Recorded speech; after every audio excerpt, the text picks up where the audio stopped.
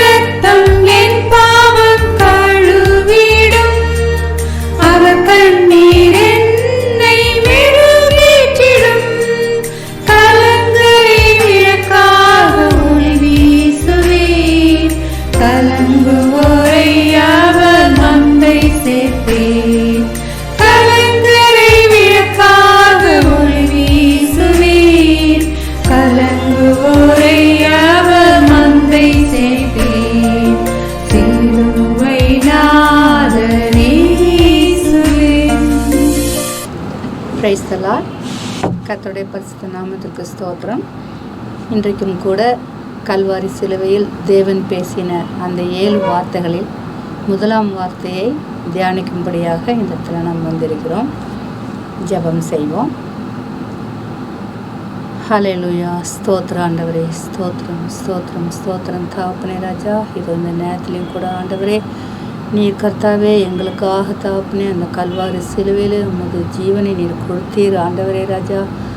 அதன் மூலமாக கர்த்தாவே அந்த கல்வாரி சிலுவையில் கர்த்தாவே நீர் பேசின அந்த முதலாம் வார்த்தையை தியானிக்கும்படியாக இந்த இடத்துல வந்திருக்கிறோம். ஏசப்பா, இதோ தகப்பனே நீர் பேசுவோம் ஆண்டவரே ராஜா, நாங்கள் கேட்கிறோம். இயேசு மூலம் எங்கள் ஜெபம் கேளும் நல்ல பிதாவே. இன்றைக்கு கூட உங்கள் அனைவருக்கும் என்னுடைய அன்பின் வாழ்த்துக்களை நான் தெரிவித்துக் கொள்கிறேன். இந்த கல்வாரி சிலுவையில் கடவுள் பேசின ஒவ்வொரு வார்த்தையும் ஒவ்வொரு கருத்தை வெளிப்படுத்துவதாக இருக்கிறது.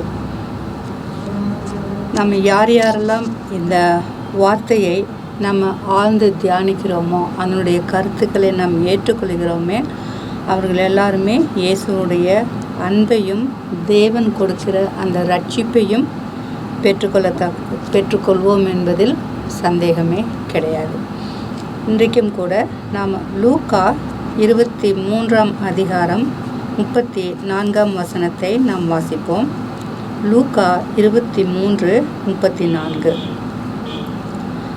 அப்பொழுது இயேசு, பிதாவே, இவர்களுக்கு மன்னியும், தாங்கள் செய்கிறது இன்னதென்று அறியாதிருக்கிறார்களே என்றார். அவருடைய வஸ்திரங்களை அவர்கள் பங்கிட்டு சீட்டு போட்டார்கள். அப்பொழுது இயேசு பிதாவே என்று அவர் கூப்பிடுகிறார். முதலாவதாக அவர் கல்வாரி சிலுவையில் இருக்கும் பொழுது அவர் பேசின வார்த்தை பிதாவே என்ற வார்த்தை. பிதாவே என்று பார்க்கிற பொழுது அவர் தம் பிதாவோடு கூட எவ்வளவு நெருங்கின தொடர்பு உள்ளவராக இருக்கிறார் என்பதை நாம் இதில் பார்க்கிறோம். நெருங்கிய தொடர்பு இருக்கிறதுனால தான் அவர் முதலாக அவர் பேசினது பிதாவே என்று. முதல்ல பிதாவே தான் அவர் கூப்பிடுகிறதை நம்ம பார்க்கிறோம். மத்தேயு 3 அதிகாரம் 17 வசனம். இதை நாம் பார்க்கும் பொழுது, அன்றியும் வானத்திலிருந்து ஒரு சத்தம் உண்டாகி, இவர் என்னுடைய நேசகுமாரன், இவரில் பிரியமாயிருக்கிறேன் என்று உரைத்தது. இந்த கடவுள் ஞானஸ்நானம் எடுக்கிற பொழுது தேவனே சொல்லுகிறார், இவன் என்னுடைய நேசகுமாரன் என்று அவர் சொல்லுகிறார்.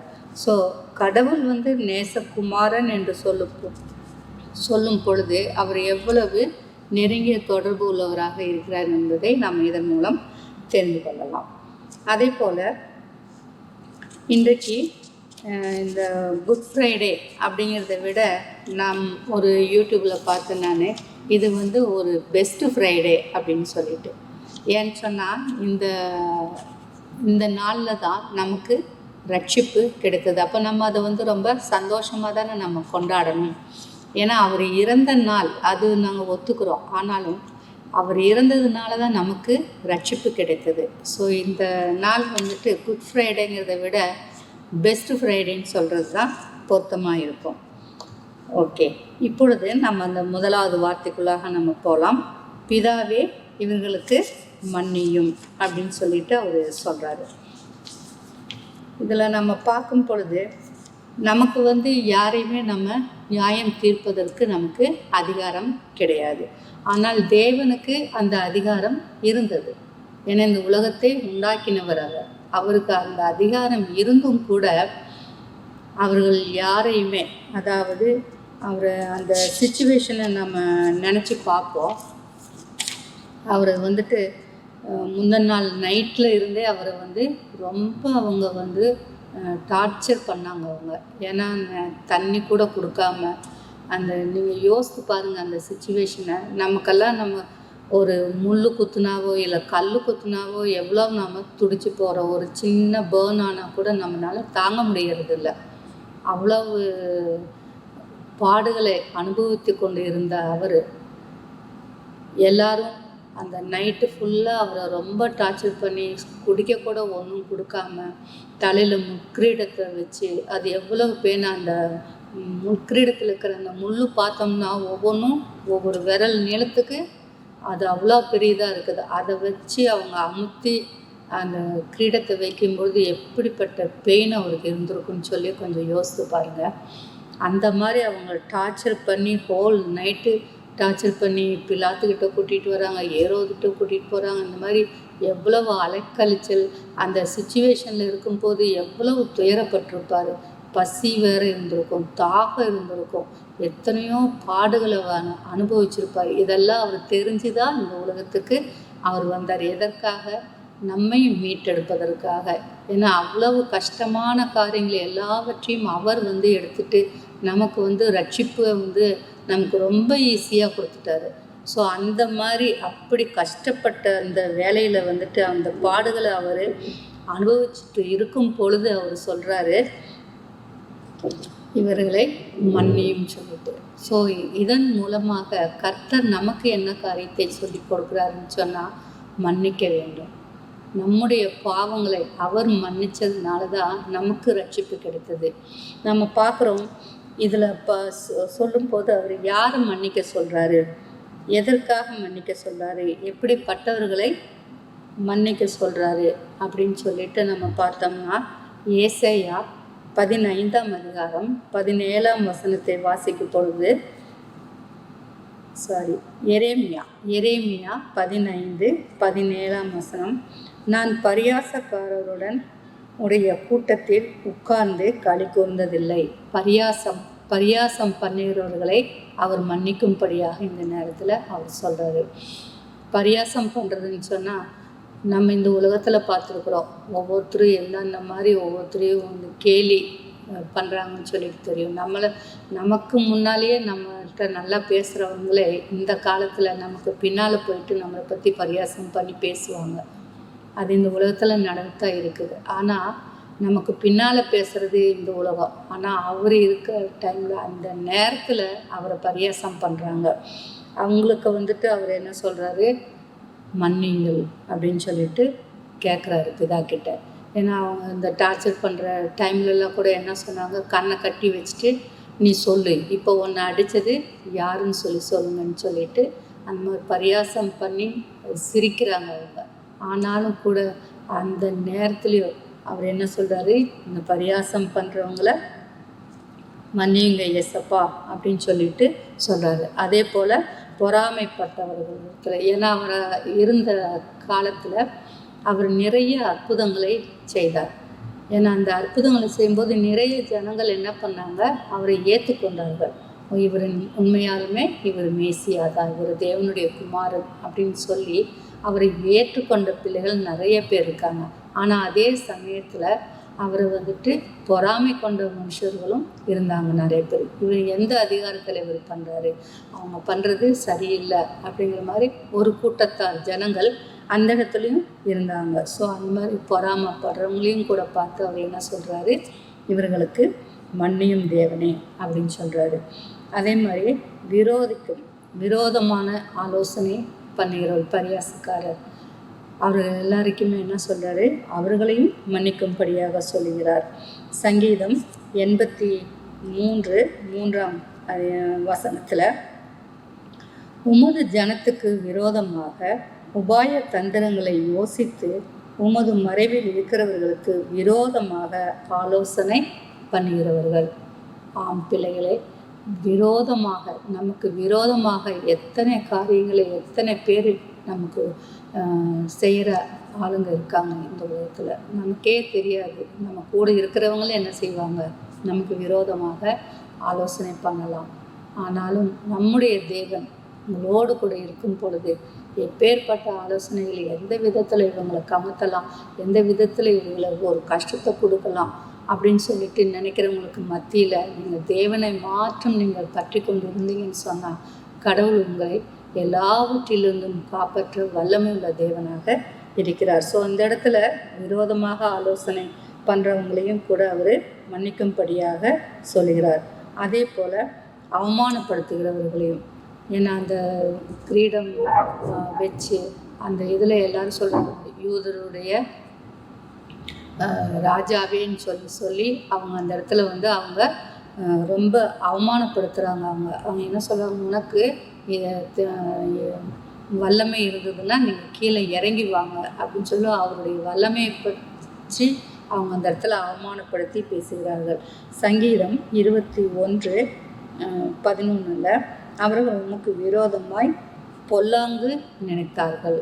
ஆமாம், அவங்களுக்கு விரோதமாக பொல்லாங்கு நினைக்கிறவர்களையும் கர்த்தர் என்ன சொல்கிறாரு, அவர்களை மன்னியும் அப்படின்னு சொல்லிட்டு சொல்கிறாங்க. ஸோ நம்முடைய வாழ்க்கையில் நம்ம எத்தனை கர்த்தரே இந்த இடத்துல உலகத்துக்கு வந்து அவரே கேலி செஞ்ச ஜனங்க, அவருக்கு விரோதமாக பேசுகிற ஜனங்க, அவருக்கு பொய் சாட்சி சொல்லுகிற ஜனங்கள், தேவகுமாரனுக்கே அப்படி இருக்கும் பொழுது நாமெல்லாம் ஏமாத்திரம், நம்ம சாதாரண மனுஷங்க தான்.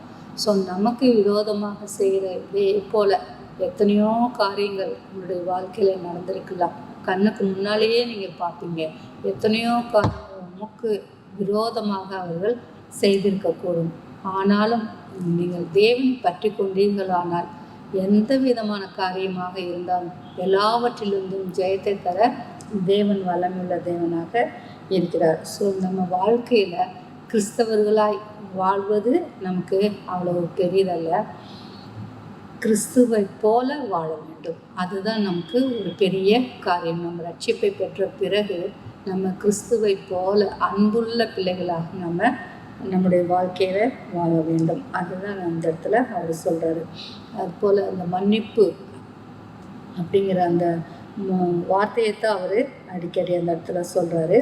அதுபோல் நம்ம பேதுரு கூட அவர் வந்துட்டு கேட்குறாரு, தன்னுடைய சகோதரரை நான் எத்தனை தடவை நான் மன்னிக்க வேண்டும் ஏசப்பா அப்படின்னு சொல்லிட்டு அதற்கு அவர் கேட்குறாரு. மத்தேயு 18:22 இந்த வசனம் இருக்குது.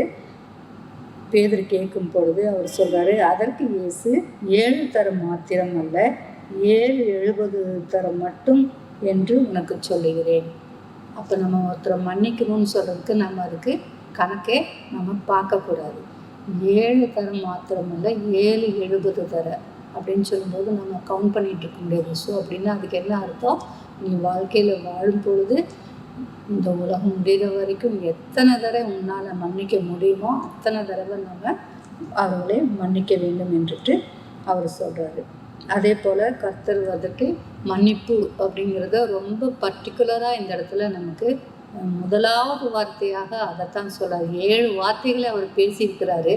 ஆனாலும் அந்த மன்னிப்பு அப்படிங்கிற அந்த வார்த்தையில தான் ரொம்ப ஸ்ட்ரெஸ் பண்ணி அவர் இந்த இடத்துல சொல்கிறாரு. ஏன்னா மன்னிப்பு அப்படிங்கிறது ஒரு சுபாவம், கர்த்தர் கொடுத்திய ஒரு ஈவு அப்படி தான் நம்ம சொல்ல முடியும். ஸோ நம்முடைய வாழ்க்கையிலும் மற்றவர்களை நாம் மன்னிக்கக்கூடிய பிள்ளைகளாக இருக்க வேண்டும். அதே போல் சங்கீதம் 86:5 நம்ம பார்க்கும் பொழுது, ஆண்டவரே நீர் நல்லவரும் மன்னிக்கிறவரும் உம்மை நோக்கி கூப்பிடுகிற யாவர் மேலும் கிருபை மிகுந்தவருமாய் இருக்கிறீர் அப்படி என்று சங்கீதக்காரன் சொல்கிறார். ஸோ ஆண்டவர் நல்லவர், மன்னிக்கிற குணம் படைத்த தேவனாக இருக்கிறார். ஸோ அந்த மன்னிப்புங்கிற வார்த்தைக்கு அவர் ரொம்ப ஸ்ட்ரெஸ் பண்ணி சொல்கிறார். ஸோ நம்முடைய வாழ்க்கையிலும் நம்ம அன்புள்ள பிள்ளைகளாக அவரை நாம் எடுத்து காட்டக்கூடிய பிள்ளைகளாக நாம் இருக்க வேண்டும். அதே போல் சங்கீதம் 78:38 நம்ம பார்க்கும் பொழுது, அவரோ அவர்களை அழிக்காமல் இரக்கமுள்ளவராய் அவர்கள் அக்கிரமத்தை மன்னித்தார். அவர் தமது உக்கிரம் முழுவதையும் எழுப்பாமல் அநேகந்தரம் தமது கோபத்தை விலக்கிவிட்டார். அக்கிரமத்தை மன்னித்தார். அக்கிரமம் செய்கிற பிள்ளைகளை அவர் மன்னிக்கிற தேவனாக இருக்கிறார். அதே போல் மீகா 7:18 வாசிக்கும் பொழுது, தமது சுதந்திரத்தில் மீதியானவர்களுடைய அக்கிரமத்தை பொறுத்து மீறுதலை மன்னிக்கிற தேவரீருக்கு ஒப்பான தேவன் யார்? அவர் கிருபை செய்ய விரும்புகிறபடியால் அவர் என்றென்றைக்கும் கோபம் வையார். தேவரீர் உமக்கு ஒப்பானவர் யார்? தேவனுக்கு ஒப்பானவர் இந்த உலகத்தில் ஒருவருமே இல்லை. அதைத்தான் அந்த இடத்துல சொல்கிறாரு. உமக்கு ஒப்பானவர் யார் அப்படின்னு சொல்லிட்டு சொல்கிறாங்க. ஸோ அதே போல் அவர் கிருபை செய்ய விரும்புகிறபடியால் கோபம் வையார் அப்படின்னா, அவருக்கு அவர் கோபப்பட்டிருக்கலாம். இத்தனை தாங்க முடியாமல் இருக்கும் பொழுது அவர் கோபப்பட்டு இருக்கலாம். ஆனாலும் கூட அவர் கோபம் படாமல் அவர்களை என்ன செய்கிறாரு? மன்னிக்கும்படியாக பிதாவின் இடத்தில் அந்த பிதாவே என்று சொல்லி அந்த முதல் வார்த்தையை பேசி தனக்கும் பிதாவுக்கும் உள்ள அந்த நெருக்கமான தொடர்பை அவர் அந்த இடத்துல காமிச்சிட்டு, முதலாவதாக எல்லா காரியத்தையும் விட முதலாவதாக அவர் சொன்ன வார்த்தை என்னென்னா மன்னிப்பு. ஸோ அவர் நமக்கு எடுத்துக்காட்டாக நம்ம மற்றவர்களை மன்னிக்க வேண்டும் என்று சொல்லி தான் இந்த முதல் வார்த்தையாக அவர் இதை குறித்து அவர் பேசுகிறார். அதே போல் நம்ம அப்போஸ்தலர் 7:60 அதை நம்ம படிக்கும் போது நம்ம ஸ்தேவான் அவனை குறித்து நம்ம பார்க்கும் பொழுது, அவனும் முழங்காற்படியிட்டு, ஆண்டவரே இவர்கள் மேல் இந்த பாவத்தை சுமத்தாதிரும் என்று மிகுந்த சத்தமிட்டு சொன்னான். இப்படி சொல்லி நித்திரை அடைந்தான். இந்த இடத்துல நம்ம பார்க்கும்போது ஸ்தேவானை வந்துட்டு அவங்க கல்லெறிஞ்சி கொன்னாங்க. எதுக்காக அவர்கள் கல்லெறிஞ்சி கொன்னாங்கன்னு சொன்னால், அவர் தேவனுக்கு இயேசுவுக்கு சாட்சியாக நின்றார். அதற்காக அவர்கள் என்ன செஞ்சாங்க, கல்லெறிந்து கொன்றார்கள். கல்லெறிஞ்சி கொல்லணும்னு சொல்லும்போது அது ஒரு நிமிஷம் நீங்கள் யோசித்து பாருங்கள், அது எவ்வளவு ஒரு கொடூரமான அது மரணம் என்று நீங்கள் நினைத்து பாருங்கள். கல்லெறிஞ்சும் போது எத்தனை பேர், ஒருத்தர் 2 பேர் இல்லை, எத்தனை பேர் கல்லெறியும் போது எத்தனை இடத்துல அவங்களுக்கு அந்த கல்லெறிகள் படும்போது எவ்வளவு வேதனையாக இருக்கும். கல்லெறிஞ்சு கொன்றார்கள்னு சொன்னால் அப்போ எத்தனை தடவை அவங்க கல்லெறிஞ்சிருப்பாங்க, எவ்வளவு வேதனைப்பட்டிருப்பான். அவனும் ஒரு சாதாரண மனுஷன்தான். ஆனால் அவன் இயேசுவை குறித்து சாட்சி சொன்னதற்காக அவர்கள் அவனை கல்லெறிந்து கொள்ளும்போது கூட அந்த மனுஷனும் கூட அவர் என்ன சொல்றாரு, பிதாவே இவர்களை மன்னியும் சொல்லிட்டு ஸ்தேவான் அந்த இடத்துல சொல்கிறார். அப்படிப்பட்ட எண்ணம் உங்களுக்கு வருமா? யாராவது உங்களை அந்த மாதிரி ரொம்ப டார்ச்சர் பண்ணி கொடூரமாக உங்களை இது பண்ணும் பொழுது அந்த இடத்திலும் நீங்கள் மற்றவர்களை மன்னிக்கக்கூடிய அந்த குணத்தை நீங்கள் பெற வேண்டும். அப்பொழுது தான் நாம் இயேசுவுக்கு சாட்சியாக வாழ்கிறோம் அப்படிங்கிறதுக்கு. ஏன்னா நம்ம கூட பார்த்த ஒரு பாஸ்டர், அவங்க ஒய்ஃப் அந்த குழந்தைங்களை எல்லாரையும் அந்த பஸ்ஸில் எரிச்ச காரியம் எல்லாருக்குமே தெரியும், எத்தனை வருடங்களுக்கு முன்பதாக. அப்பொழுது கூட அந்த ஒய்ஃப் அவங்க என்ன சொன்னாங்க, வேணும்னா அவங்க சொல்லியிருக்கலாம் இவங்களுக்கு தண்டனை கொடுங்க அப்படின்னு சொல்லிட்டு. ஏன்னா தன்னுடைய குடும்பத்தை எல்லாத்தையும் இழந்து விட்டு அவர்கள் நிற்கிற பொழுது அப்போ அவங்களும் கர்த்தரை ஏற்றுக்கொண்டதுனால தான் அவருக்கு அந்த மனப்பான்மை, அந்த அன்பு அவர்களுக்குள்ளே இருந்ததுனால தான் அந்த மன்னிக்கிற தயவு, மன்னிக்கிற குணம் அவர்களுக்கு வந்தது. ஸோ அவர்கள் எவ்வளோ வேதனைப்பட்டிருப்பார்கள். குழந்தைங்க, தன்னுடைய சொந்த குழந்தைகளை இழந்த போதும், கணவரை இழந்த பொழுது எப்படி அவங்க கஷ்டப்பட்டிருப்பாங்க. ஆனாலும் கூட அவங்களுக்கு அந்த அன்பு இருந்ததுனால, இயேசுவுக்கு சாட்சியாக இருந்ததுனால தான் அவங்களும் என்ன சொன்னாங்க, பிதாவே அவர்களுக்கு மன்னிச்சிருங்க அப்படின்னு சொல்லிட்டு அவங்க ஜட்ஜ்மெண்ட் கேட்கும்போது கூட அவங்கள ஒன்றும் செய்ய வேண்டாம்னு சொல்லிட்டாங்க. ஸோ அப்பேற்பட்ட ஒரு மன்னிப்பு இருக்கும்போது பரலோகத்தில் நிச்சயமாக நமக்கு ஒரு இடம் இருக்கும். அதே போல் நீங்களும் அதே விதத்தில் மற்றவர்களுக்கு மன்னிக்கக்கூடிய அந்த குணம் உங்களுக்கு இருக்க வேண்டும். அதே போல் இன்னொரு கதை கூட இருக்குது. ஒரு மேரி அப்படின்னு சொல்லிட்டு ஒரு ஊழியம் செய்கிற ஒரு அம்மா வந்திருக்காங்க. அவங்க கடவுளுக்காக நிறைய காரியங்களை செய்து ஊழியத்தை செய்து வந்திருக்காங்க. ஆனால் ஒரு கட்டத்தில் வரும் பொழுது அவர்கள் நோய்வாய்ப்பட்டு படுக்கையில் கிடந்திருக்காங்க. அப்படி படுக்கையில் இருந்தப்போ அவங்களுக்கு உதவி செய்வதற்காக இன்னொரு சகோதரி அவங்களுக்கு உதவி செஞ்சுருக்காங்க. அப்போது அந்த உதவி செய்யும் போது வந்த சகோதரியை இவங்க ரொம்ப திட்டுவாங்களாம். அந்த மாதிரி எதுக்கு எடுத்தாலும் கோவப்படுறது, அந்த மாதிரிலாம் செஞ்சு அவங்கள நிறைய இன்ட்ரீட் பண்ணி அந்த மாதிரிலாம் செஞ்ச டைமில் கூட அந்த சகோதரி ஒன்றுமே சொல்லலையா. அப்போது கடைசியில் ஒரு நாள் அந்த ஊழியம் செய்த பெண் மறிச்சிருக்காங்க. மறித்த பொழுது பரலோகத்துக்கு போயிருக்காங்க. பரலோகம் போகும்போது அந்த வாசலில் தேவதூதன் நின்றுட்டு இருந்தாங்க. இது ஒரு கதை தான். அப்போ நிற்கும் பொழுது உள்ளே விட மாட்டேன்னு சொல்லிட்டாங்க.